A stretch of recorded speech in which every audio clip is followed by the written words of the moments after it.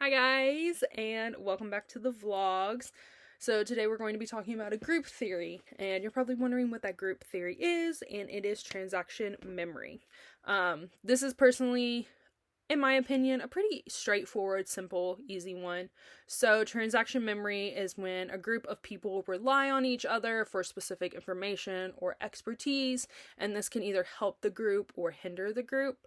The reason for that is because if there is one person in the group who knows more or knows something that hasn't been shared with the group, then if that person then leaves the group, there's that chunk of information that is not passed on, and then therefore that can cause issues amongst the new group that's forming.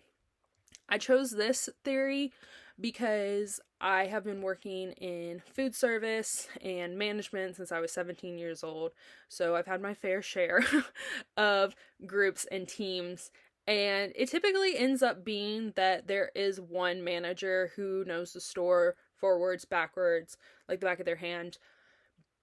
And then that one either leaves or goes on vacation or something. And then we are left as a group to kind of just figure out the pieces where they fall and everything because they didn't pass on the information that we need. I currently at my own job right now am that kind of person who knows the store forwards and backwards, and I'm trying to pass on that knowledge to the new managers that we've brought in and the team members and everything as I'm heading to graduation in December. So then that way, if I do move on to a new job right after that, they do have some form of what is going on overall.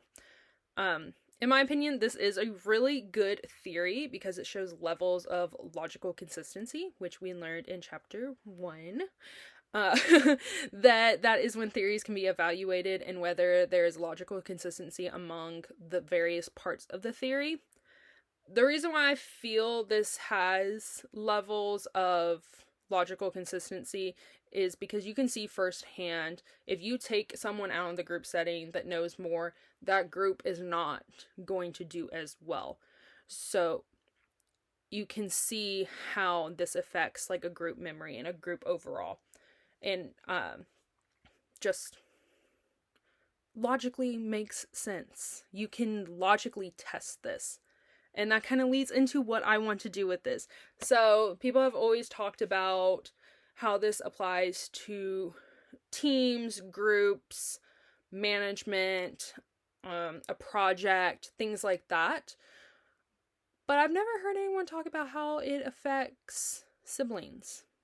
So I know like some people don't really see siblings as a group, but I would love to test this on siblings because there's some siblings that know all the family stuff and remember everything from the childhood, and then you've got a couple of different siblings that remember it differently or remember it as like I don't remember it at all. And I would like to see how that affects them as like a group compared to a corporate group. Because with a corporate group, you know your systems, you know your standards, you know your strategies. I would like to see it in a more like personal level and see if this can actually be applied to families. And then I would also like to have it tested on having a group, a focus group, where one person knows all the information and the other ones don't. And that person is given 5 to 10 minutes to explain all the information that they have and pass on to the group, and have the rest of the group try to remember it and understand the expertise that they are giving.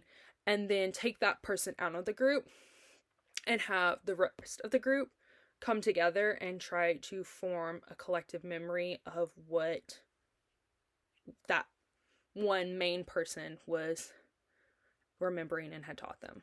So I hope you guys really liked it. Next week we have media theories. That one's exciting.